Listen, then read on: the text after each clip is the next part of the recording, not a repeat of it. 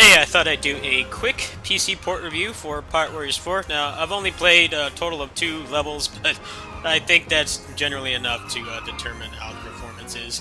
The first problem that people have had is that the game won't start if you have G-Sync on. I went to my NVIDIA control panel and I made a profile for Pirate Warriors 4 specifically, and I turned off G-Sync, and that still did not make the game boot. So I actually had to go into my monitor settings and turn off the G-Sync, and it just started working. I don't know if that's happening for everybody or not. These are all things that I found from the forums, because obviously we all have PTSD from the Pirate Warriors 3 PC port, so people are freaking out. They're getting hysterical over this. I mean, I was able to disable the G-Sync and get the game working.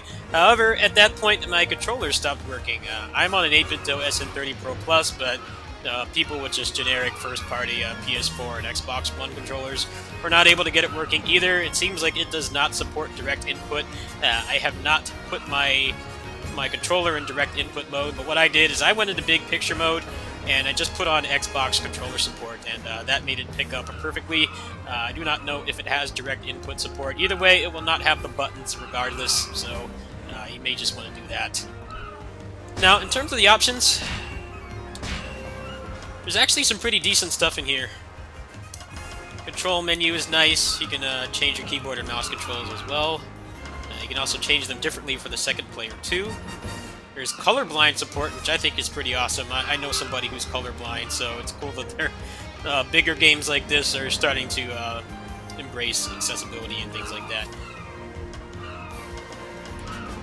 Now, I can get the game to go up to 1440p, but I have it on 1080.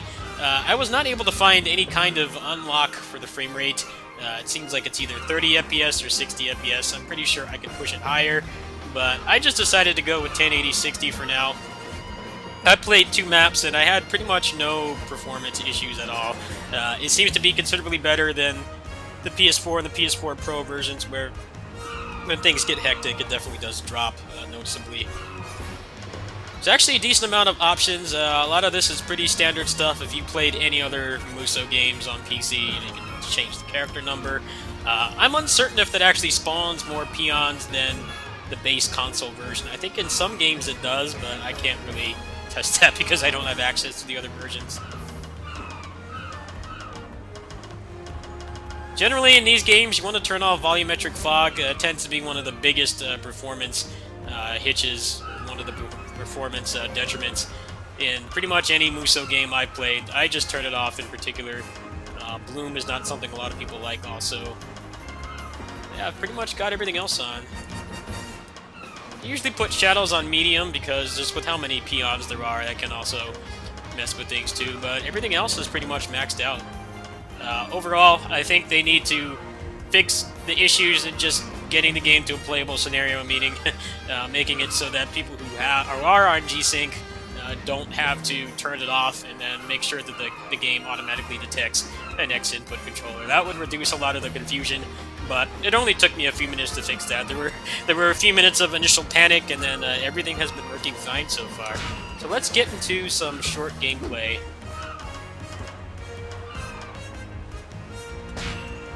Let's just play this so there won't be any cutscenes.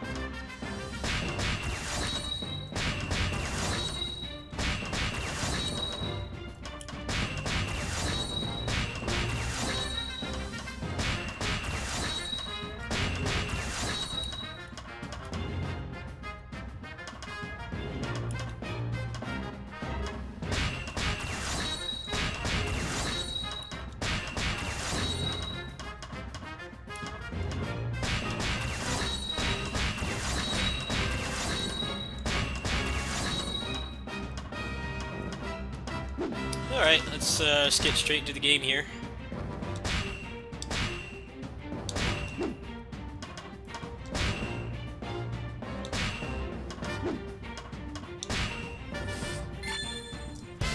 load times are considerably faster than the console versions too.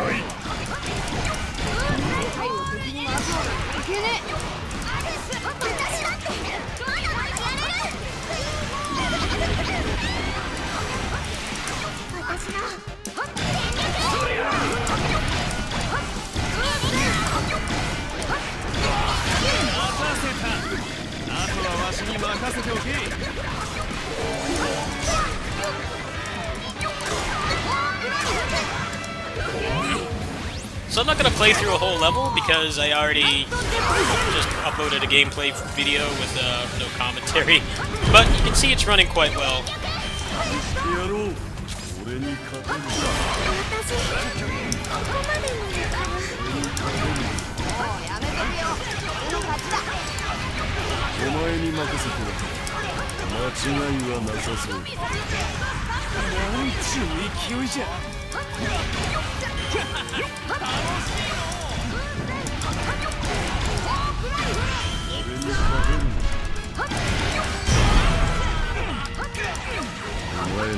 You guys can't see it, but I have a little frame rate counter at the bottom, and it's pretty rarely only going down a little bit. But that's probably on my end, and I probably just need to keep the setting a little bit. But yeah, it's a pretty functional port. I think they need to fix the issues. Definitely, if you have a G-Sync monitor, you will likely have to turn off G-Sync while you're playing this, which I don't really think will matter that much on a game like this. And then make sure, when you're in Steam Big Picture mode, make sure you have Xbox controller support selected. Even if you have a native X-input controller, like mine is in X-input mode, and it wasn't detecting it, and all I had to do was click that and get it working. Otherwise, all I had was keyboard and mouse. No disrespect to the people who play on keyboard and mouse, but I certainly can't do that, so I was panicking that this was going to be a really bad port, but it seems like for the most part they have learned their lesson from Pirate Warriors 3. It's very functional. It does not seem to be any kind of downgrade like the Pirate Warriors 3 version was. Overall, the graphics settings are pretty good. The frame rate is pretty solid as well. I could probably push 1440p, but I think with a game like this, one of the most satisfying things is just having it not drop from 60 FPS at all, unless there's like a bunch of stuff going on. Like when a bunch of characters have their movesaws out at once, I've heard that on the PS4 version it tends to chug a bit. I would not be surprised if that happens here. I'm not at the point in the game where I can really test that, but either way, you're not in direct control during those scenarios anyway, so it shouldn't matter. Overall, I can recommend it. Just like I said, follow my advice at the beginning of the video regarding if you're having problems getting it to boot and or getting your controller to be detected, and everything else seems to be smooth sailing. Like I said, I was not able to find any kind of method of uncapping the frame rate. It seems like it is capped at 60 FPS. If I find a way to uncap it, I will let you guys know, but the good news is that it seems to be staying at 60 FPS pretty much all the time, which is better than what any of the console versions currently offer at this time. Anyway, hope this helps you guys make an educated purchase, and I'll see you guys later with more gameplay. Peace.